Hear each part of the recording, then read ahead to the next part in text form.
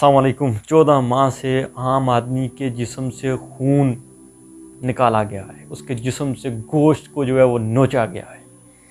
حالات اس قدر خطرناک ہیں اور حالات اس قدر سنگین ہیں کہ پاکستان کو لوگ چھوڑ کے سمندروں کے راستے، پہاڑیوں کے راستے چھوڑ کے جانا شروع ہو چکے ہیں۔ مریم بی بی کہہ رہی ہے کہ ہم نے پاکستان کو بچا لیا ہے، اسحاق ڈار نے پاکستان کو بچا لیا ہے۔ مجھے تو اس بات کی سمجھ نہیں آتی کہ کیسے پاکستان کو آپ نے بچا لیا ہے۔ جو بیرونی سرمایہ کاری تھی وہ لوگ اپنی کمپنیز، اپنے پلانٹس بند کر کے یہاں سے جا رہے ہیں۔ پاکستانی جو سکل ورکر رہے ہیں وہ بیرون ملک یعنی کہ نکل رہے ہیں۔ سینکڑوں میں نہیں لاکھوں میں لوگوں نے نقل مکانی کرنا شروع کر دی ہے۔ فیملیز کے ساتھ لوگ جا رہے ہیں، چھوٹے چھوٹے بچے یہاں سے موو آن کر رہے ہیں۔ اور مریم نواز آج بھی سٹیج پہ کھڑے ہو کے بڑے کہکے کے ساتھ کہتی ہے کہ ہم نے پاکستان کو بچا لیا ہے۔ تم نے پاکستان کو نہیں بچایا، تم نے اپنی والد کی کرپشن کو بچایا ہے۔ تم نے اپنے خاندان جنہوں نے اس ملک کو نوچ کے کھایا ہے، تم نے ان کے کیسز ختم کیے ہیں۔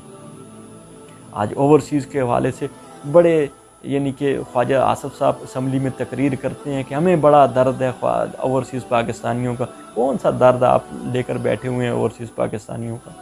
اوورسیز کو تو اس بات کی سمجھ آ چکی ہے کہ تم لوگ چور ہو، تم لوگ ڈاکو ہو، تم لوگ زانی اور شرابی ہو، جو پچھلے 75 سالوں سے عام آدمی کے لیے یعنی کہ کینسر بن چکے ہو۔ اور عمران خان بڑا زبردست علاج کرتا ہے، اس نے اسپتال بنایا ہوا ہے کینسر کا۔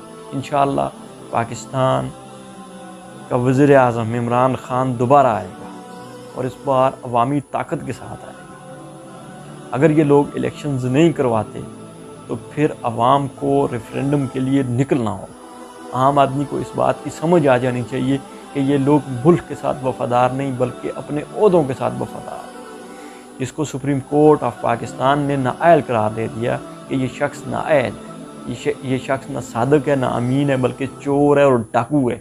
اس چور اور ڈاکو اور اس فراڈیے نے 50 روپے کا اسٹامپ پیپر ان کے منہ پہ مارا کہ یہ لو 50 روپے کا اسٹامپ پیپر اور میں دوائی لینے جا رہا ہوں۔ یہ دوائی لینے کے لیے گیا اور تقریباً 4-4.5 سال ہو گئے، واپس نہیں آ رہا۔ اسحاق ڈار جو 4 سال 5 سال مفرور رہا، جو سپریم کورٹ آف پاکستان جس کو اشتہاری قرار دے دیا گیا کہ یہ شخص اشتہاری ہے، جس کی پراپرٹیز نیلام کی گئی، وہ واپس آیا بڑی شان و شوکت کے ساتھ۔ اس کو وزیر خزانہ بنایا گیا اور ایئر فورس کے طیارے میں اس کو بٹھا کے لایا گیا۔ وہ ایئر فورس کا طیارہ جس میں پیٹرول، جس میں فیول اوورسیز پاکستانیوں کی کمائی سے ڈالا جاتا ہے۔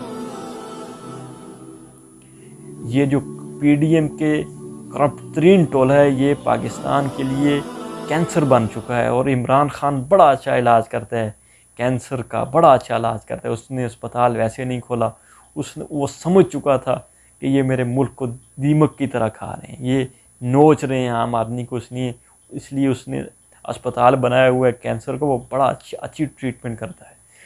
انشاءاللہ عمران خان بہت جلد پاکستان کا وزیر اعظم ہوگا اور عوامی طاقت کے ساتھ۔ عام آدمی کو یہ بات نہیں سوچنی چاہیے کہ وہ اس کو